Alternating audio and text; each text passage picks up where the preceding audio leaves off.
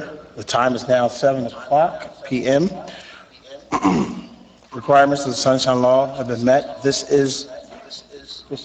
do that. Go ahead, we're taking care of it. Distracting. You just want to hear yourself speak. Right. No, there was an echo, and it was distracting. It's still an echo. He just wants to hear himself. I can't do it with the echo.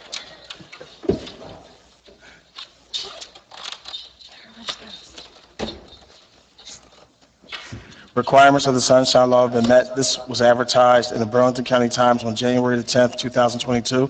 Electronic notice was given pursuant to the NJAC 5:39-1.5.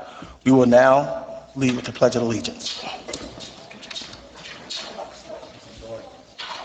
I pledge allegiance to the flag of the United States of America and to the republic for which it stands, one nation, under God, indivisible, with liberty and justice for all.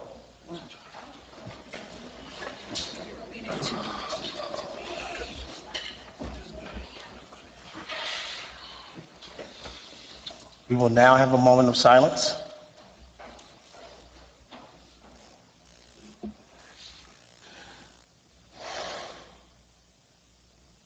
Roll call. Committeewoman Berkeley. Present.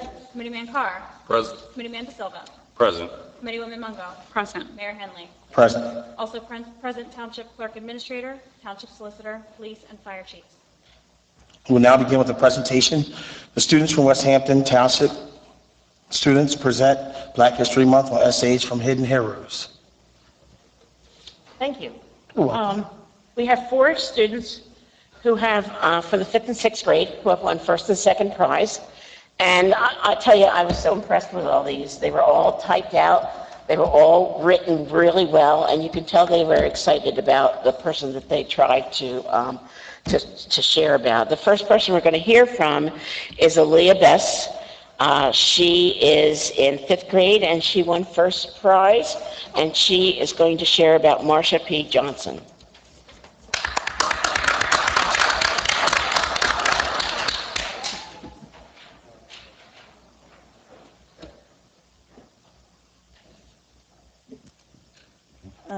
Does it work? Oh. Yeah. Yep. Have you ever heard of Bessie Coleman? Maybe you haven't, but you should, because this woman proved she could overcome obstacles and accomplish her dreams. This essay will show you who Bessie Coleman is, some hurdles she faced, and all the amazing things she was able to achieve.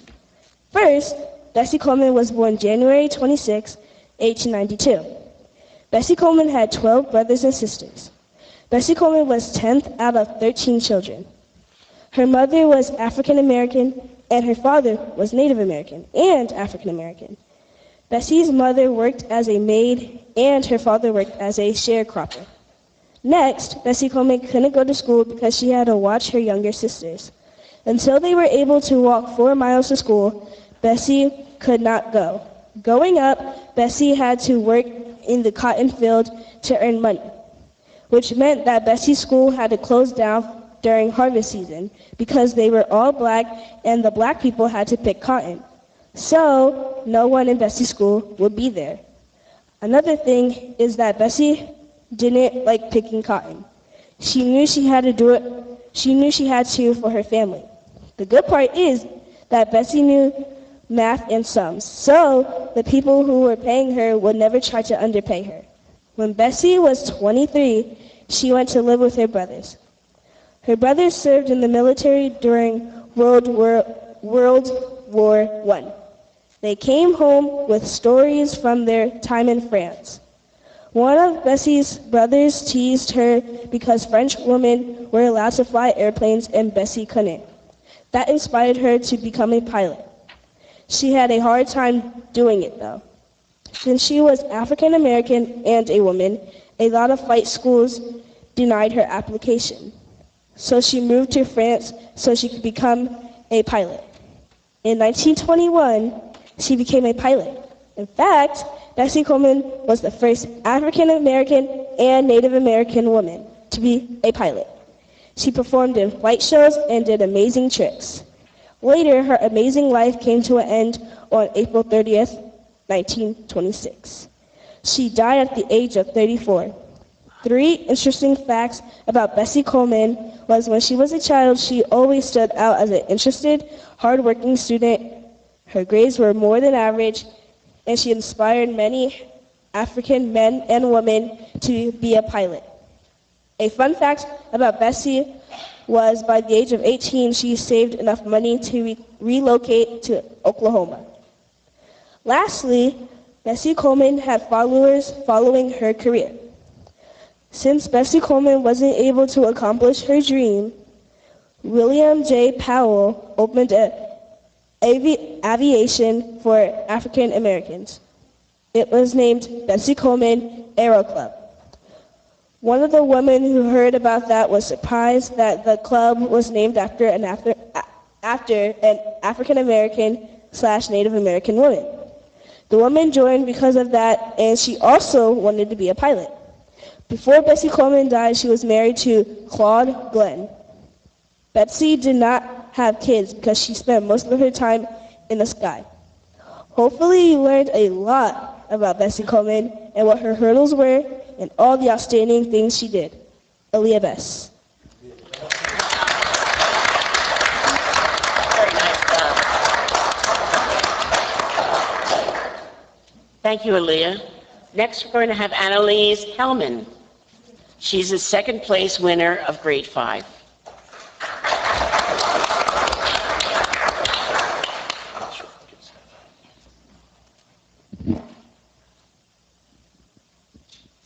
So this is May Carol Jemison.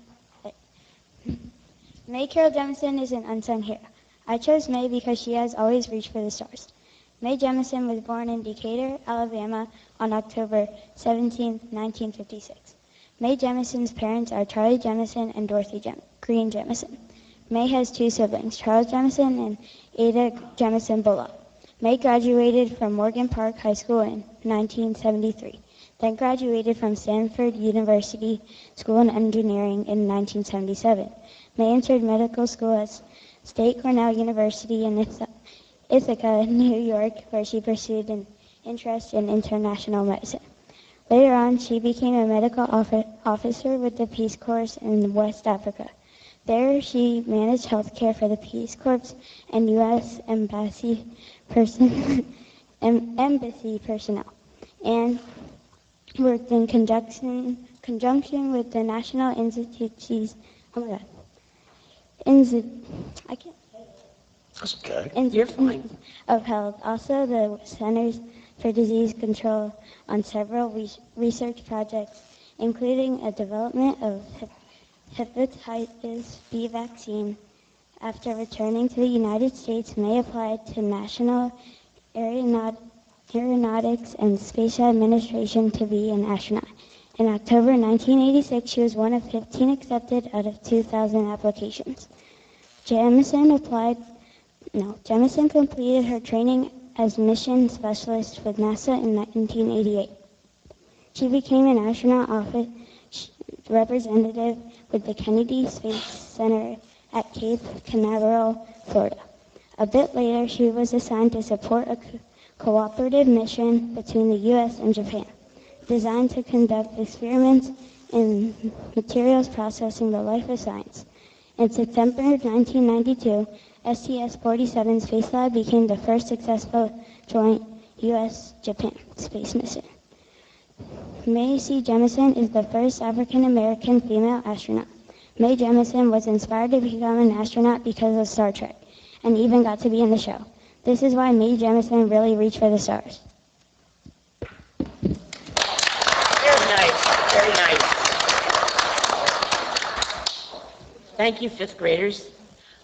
For 6th grade, we have Marilena Volk, and she is first place in her class. Marilena?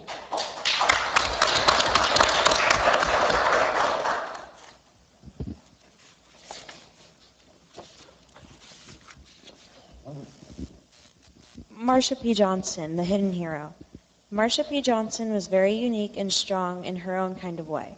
She symbolized dedication and determination among the LGBTQ community, but she should be known by everyone. She helped change the unfair laws and the disregard of people's rights. Her story is monumental, and yet barely anybody knows her name. Marcia was born in Elizabeth, New Jersey in 1945. She didn't have a very good upbringing, considering that she grew up transgender and gay in a time when it was widely frowned upon. Her parents were bound to be disappointed in her from the start. Marcia faced her parents and moved to New York City to find herself. While she was there, she faced homophobia, transphobia, and racism all at once. She was a big influence in the Stonewall riots, and she helped struggling LGBT youth in an organization called STAR. Marcia always stood up for what was right, even when the majority was against her. Marcia's story deserves to be heard, so more people should spread awareness. One way that more people could hear about her is if we give her a kind of mini monument. It could be a statue or maybe even a small museum, anything that would shed a little more light on her. Another way is to write more articles about her. We could even go as far as to teach about her in schools. After all, she deserves much more recognition than she's gotten. Wonderful. Very nice.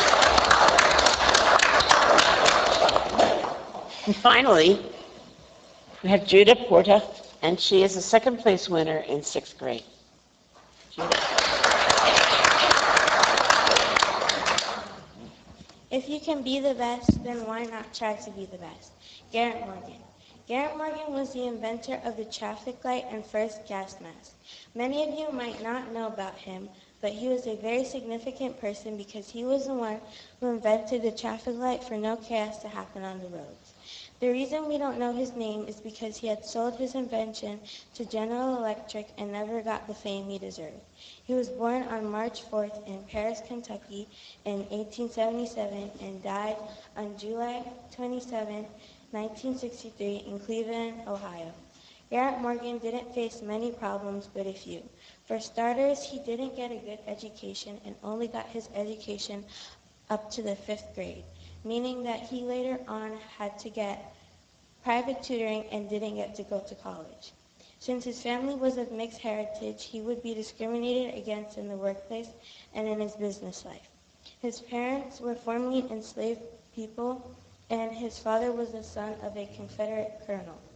Garrett Morgan wanted to create these two important things because he wanted to make society better and help protect more people. Something that we could possibly do to make Garrett Morgan more notable is we could make a day for him for creating the traffic light and the gas mask. We could use November 20th because that's when he officially got this invention as his before he sold it to General Electric. We could also learn about what other good things he did or what else he had created, and there could be a book about him and his life. Lastly, we could do something for our community because he created these things to help society and his community. Very nice. Very nice. Thank you very much. I'm so impressed with these young ladies, and not only that they did wonderful writings, but they actually got up in front of a crowd and read. I don't know if I could have done that when I was in 5th or 6th grade. So the mayor would like to call you up, and he has a nice certificate to give you. So young ladies, writers, would you come up, please, to the front? You did an excellent job. I really appreciate you coming.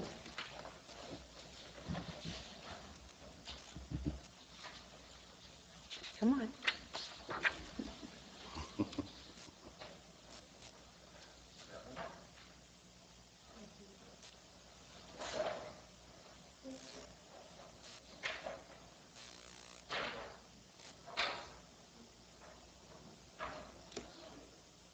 So, one thing I'd like to say that we fabulous job, especially expressing, like history month, and bringing about some differences in how we have, obviously, how we grow, right? And how we community, but to be able to bring out the life and everything that has to do with it, and detail that you guys express, I agree with Nancy, I don't know that in 5th or 6th grade.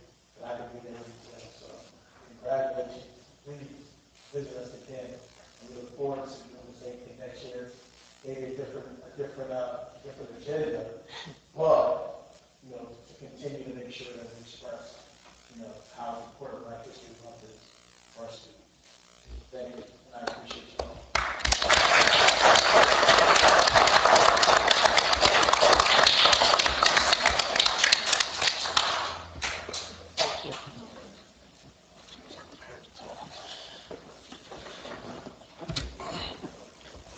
We will continue. Approval of minutes, April 5th, 2022, regular meeting minutes and executive meeting minutes. April 19th, 2022, regular meeting minutes and executive meeting minutes. And April 28th of 2022, special meeting minutes. Do we have a motion? Carl will motion. Second? Mungo, second. Roll call? Berkeley? I am voting yes on April 5th and 19th, abstaining on the 28th. Carr? Yes. De Silva? I'm voting yes on April 19th and April 28th. I have to abstain from April 5th. Mungo? Yes. Mayor Henley? Yes. We will now open the meeting to public comment on agenda items only.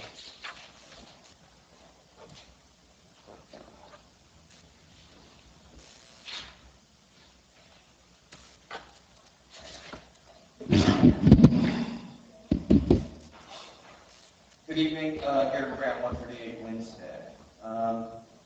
In the meeting packet, I didn't see the minutes. Nope, they're no longer available until they've been approved by the committee members. Okay, that's fine. My comment on the agenda item is number 9, the monthly report, the West Hampton Township Public Works Report. I appreciate that it's a sort of an acting director, I guess, that's filling out the report, and I had raised this at the last meeting because the ordinance does state that the report has to contain the cost thereof. The report, I guess, was sent back to be revised. It was partially revised. I read the report. I'm sure you've read the report. It contains some description of the cost. Specifically, on the last page of the report, it just talks about expenses for the contractor and for the removal of the tree. But unfortunately, in other sections of the report, it does not comport with, I believe, the intent of the ordinance, which is to stipulate what the cost is of that service that's provided. So I think it's incomplete, but that's just my comment. The other comment that I have about the report is the item mentioned on the facilities rec center. And if you have it in front of you, I can read it here, but basically in the rec center, the author is saying the front door has been repaired by a contractor. Both hinges on the doors are replaced with a heavy-duty continuous hinge. Most of the damage issues appear after rentals of the facilities for artists. So my question is the damage accidental or is it vandalism? And if it is, don't folks that are renting these facilities post a surety bond? And if they are, why are they filing a claim against the bond? Why are we, the taxpayers, paying for the damage? That's my comment on that. I'd like to have that addressed if you can take the time on that. Thank you. Thank you. Oh, sorry. One other thing real quick. I apologize. I think the issue with the report is that I don't think that the author knows exactly how to write the report in the spirit as the ordinance indicates, but I'm not faulting him per se. I've got some help here for him. This is my only copy. I have to use it in my job. I'd be happy to buy one and gift it to the department. It's called How to Measure Anything. Finding the value of intangibles in business. You can see it's pretty thick tone here. You scrub through this, you can pretty much figure out how to, quote, measure anything. I think a good read through this will help that individual, whoever, is going to have to, comport with the requirements of our ordinances that indicate that they have to provide the cost of the service provided. It's not only the public works director. It's also going to be the construction official. If you read through the ordinances, that official has to also produce reports that contain the costs. So I have not seen any reports from. Okay, that's off the agenda topic. Yeah. Mr. Barbarian, would you mind connecting with me after the meeting so we can talk about that? Sure. Thank you.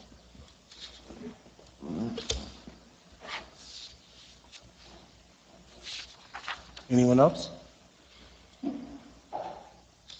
Okay. So we will now close on public comment. All in favor? Aye.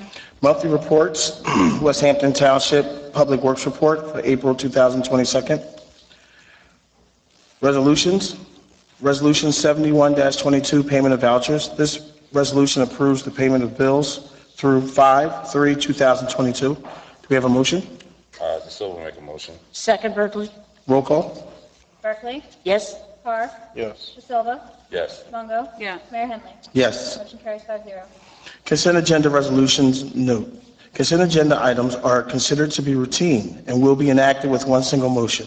Any items requiring expenditure are supported by the certification of availability of funds. Any items requiring discussion will be removed from the consent agenda. Do we have anything that we would like to remove? Could we remove C, please? It will take 1 second. Sure, you have a comment, or what do we say? I could probably say that now. I had emailed Wendy, but it came at the last minute.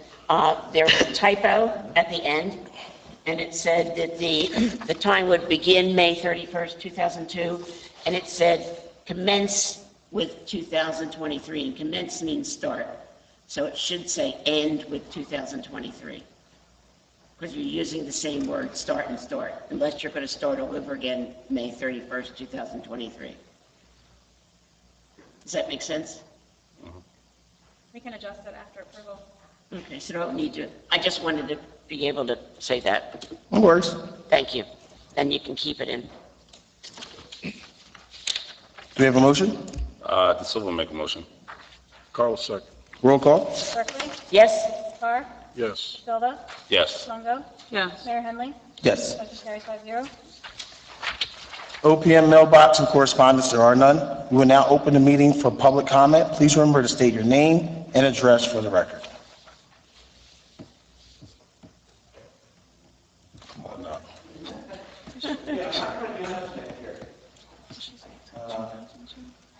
Again, Gary Brown, 138 Winstead Drive. So just a couple of things. It's going to be sticking off after 3 minutes real quick. I saw on the news, you probably have seen this too, but Houston and Fort Worth, they're now in the Bitcoin mining business. Did you see that? Municipalities getting involved. They're spending $600 in Bitcoin mining rigs.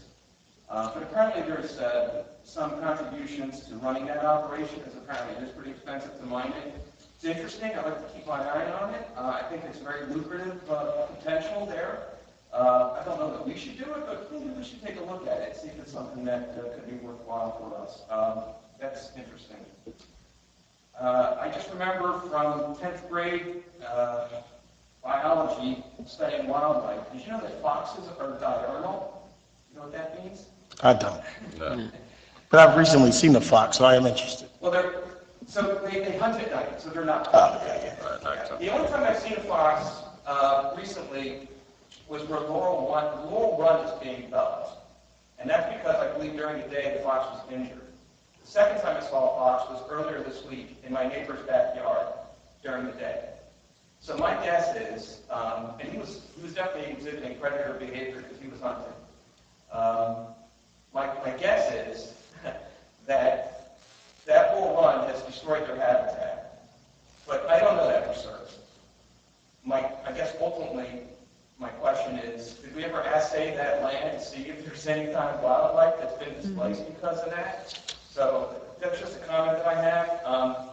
If there are foxes in the neighborhood, I'm all in favor of Mr. Fox, but I'm going to put the Union Jack in my backyard to keep them away, right? So just letting you know about that. Other thing I wanted to talk about was, I brought this up a couple of years ago. We have an ordinance about solicitors and peddlers in town, right? You know about it. So the folks that do the solar installs, right, they also take the opportunity to canvass door to door. I had a nice young lady come by to my door and brief conversation, but I did ask, are you registered with the township? And the response was, oh, I don't need to be. I'm not a solicitor. I'm a peddler. I'm not going to get into a porch debate with somebody, but that's the attitude, that they don't have to comply with the ordinance in the township. I think that's wrong. Now, that ordinance is probably out of date in the sense that it only costs $5 to register for a solicitor/peddler license. And also the criteria to be sort of approved is pretty subjective. And I I think Mary Clark was supposed to look into that at some point, so maybe put that on the workshop agenda and revisit that at some point. Looks like we're hiring a deputy municipal clerk. I didn't know that until I happened to see it on the website. I did take a look at the job opening, had I'm applying, but Love to have you. so here's my question. Look, I get it, it's difficult to fill these jobs. I'm not sure, is this the entire job vacancy posting? That's the external posting. I'm sorry? It's the external posting that we post on the League of Municipalities. Okay. It's pretty thin in terms of, the job vacancy announcement. I'm just wondering about that. The reason I'm asking is because usually with jobs, I think in sort of modern hiring, most folks that are doing hiring are moving to behavioral-based interviewing. No? Not in government. Not in government? Okay. That's a shame. I think we're missing out there. There's a lot of opportunity. And then we have the new construction official. We're going to, okay. Right there. You say hello. Congratulations. I think Jean Blair's email is on the website page, so it was partially updated. What's your name is? Raymond Olsen. Okay. I did see his name and contact information, but in the middle of the page it said email Jean Blair, so you may want to change that. So the other thing about the construction is, and I think I brought this up a while back. Are you familiar with Form R-810? I think it's an obsolete form. I don't think they actually collect it anymore. I think this is a form from the 90s. There was some software there. But it's still on the books in our ordinance. I think we need to workshop 99-5.1 and amend it or repeal it, or maybe we can void it under the doctrine of necessity. But that's just something I think we need to take care of. The other issue is that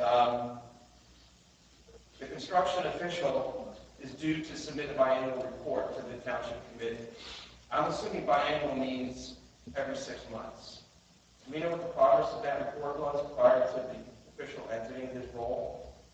Because it may be helpful to see where that report is at.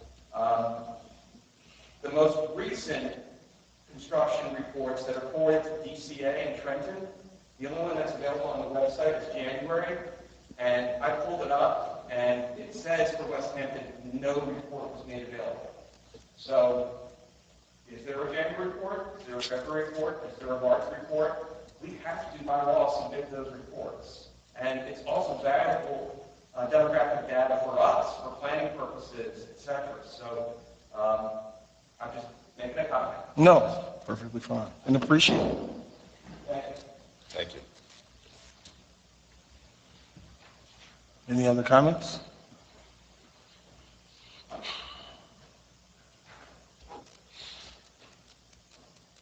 Good evening. This is open for general comments or just... Sure, just have to state your name and address, sir. Terrence Brown, 9 Pine Tree Drive. Again, I'm here asking about the update in the master plan. See if there's been any type of leeway of working with the city planner community. Just anxious to hear these updates from the committee, not just the mayor. And I just want to, while we're here, to see if we can get some type of update so we can go back and talk to community people about the progression that's being made. Because we feel like it's just being told. So we want to get some update from the community people who are affected with issues. We do know the election time is coming up, and we want to know that we're going to work for that.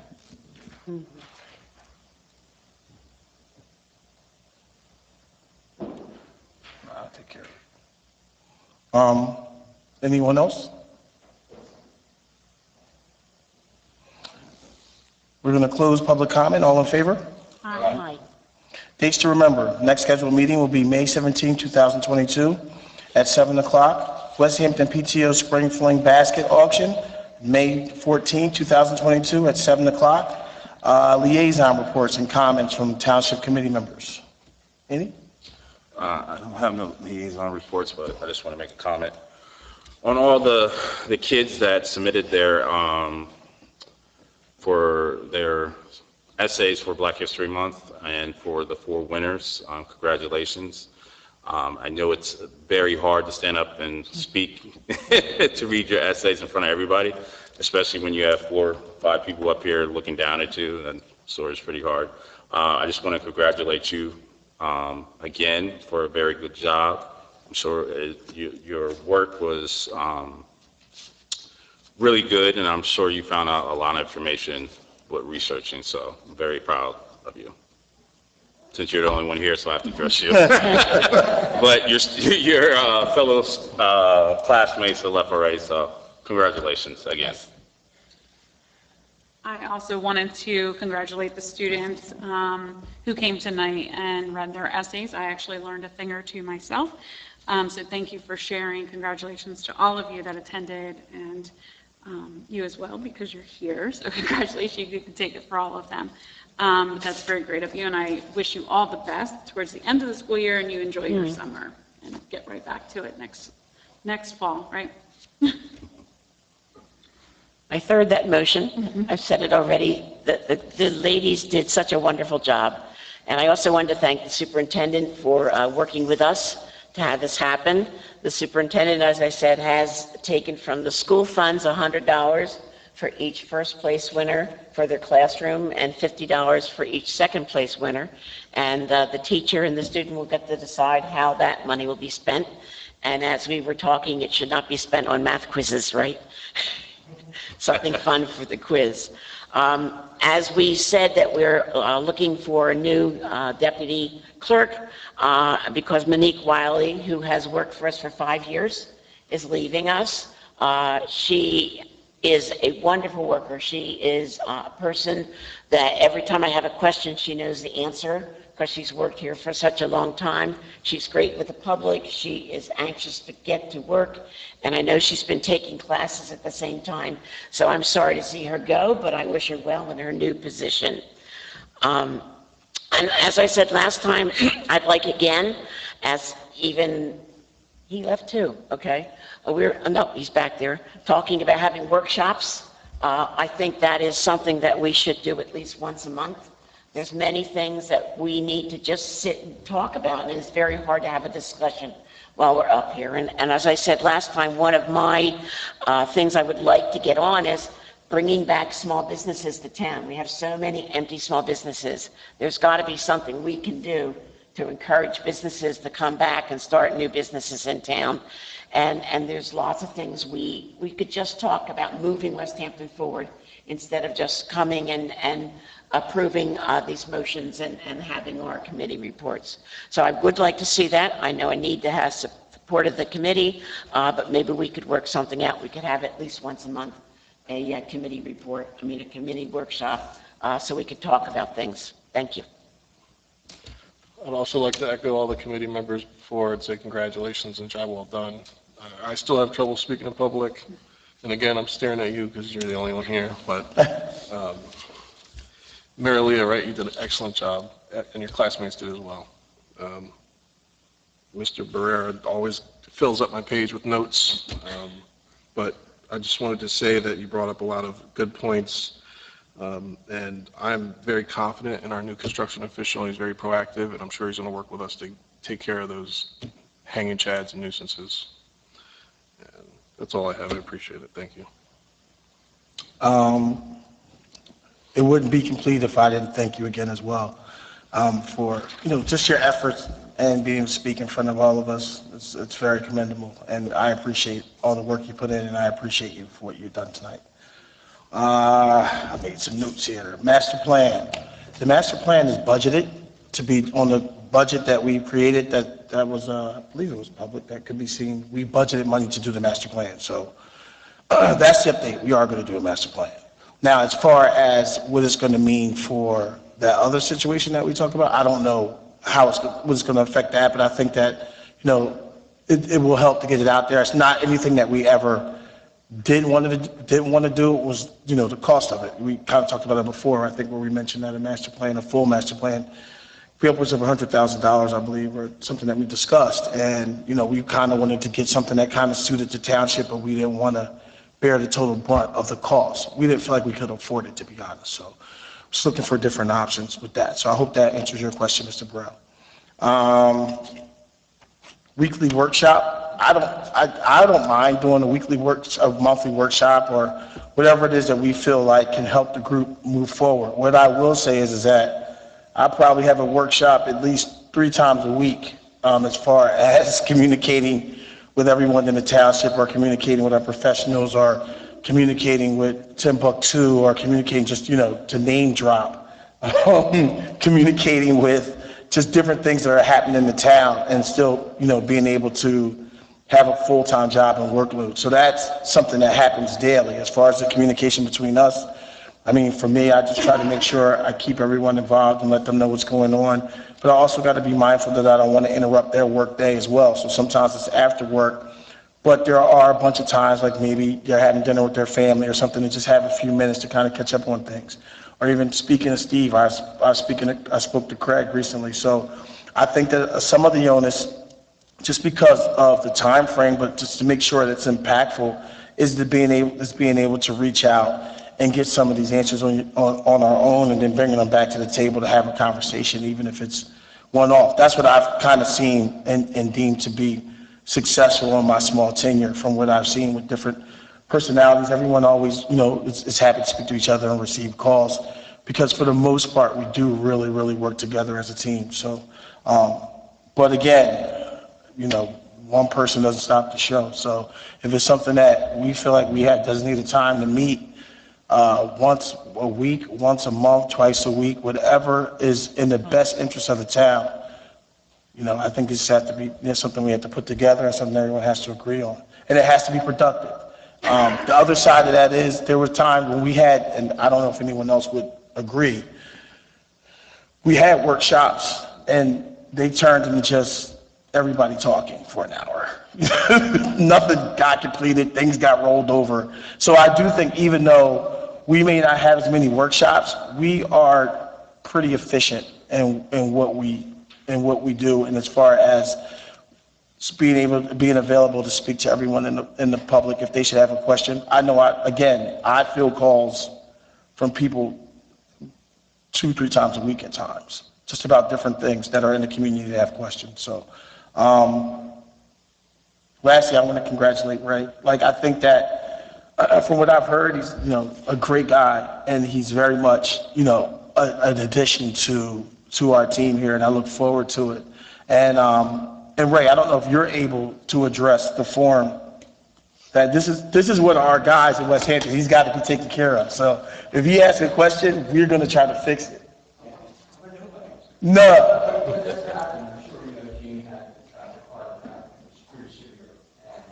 We need what we want to try to keep the department filled on a part-time basis. Now, granted, there's been other changes that have happened in that department, and she's also moved forward with that, to hire a full-time clerk to get things done. We did file a report last month. I questioned it, denied it, it's done. Are there things that have to be corrected? Anytime somebody has to kind of struggle with that, these things have to be corrected. We're hoping to get them corrected as fast as possible, minimum effort, and I agree with you 100%. Maintenance that needs to work off. I don't have an option, we have to go there, and we will correct that gap. And any other concerns about the construction department, the zoning department, I'm going to meet it. I will meet with anybody, anytime. My job is to make it work. Thank you. I'd like to also comment to young ladies that, whatever the stories you hear tonight of anything, they did a phenomenal job. And it brought interest to all of us. It gave us a lot of knowledge about things we never would even think about, and so they definitely need to be really. Thank you, Ray. Last but not least, I know Ray spoke to Gary, but Gary, I want to thank you for always keeping us sharp. There's things that we may not know, we're regular people, like everyone else here. And, we welcome the fact that you come and keep us sharp. Like, every time you raise your hand, I just sometimes you're like, it's me again. I'm like, come on up here. Matter of fact, I saw you in the store. I was like, what you got for me? Like, I'm shopping. So, you know, I think that we can always use more of that because, you know, we're a community. So we are 5 people from the community, and we may not be able to catch it all. So don't feel any shame or any blame about coming up and asking some questions or trying to point us in the right direction, because we may not be right 100% of the time. And I think that that's important for you guys to know, that we don't feel like we're not open enough for you guys. So with that being said, I hope I answered everyone's question. Do we have a motion to adjourn? Silver make a motion. All in favor? All right, second. Second. Who's going to second? Mungo, second. All in favor? Aye. Good night, guys. I love, look at my notes, they're like Very nice.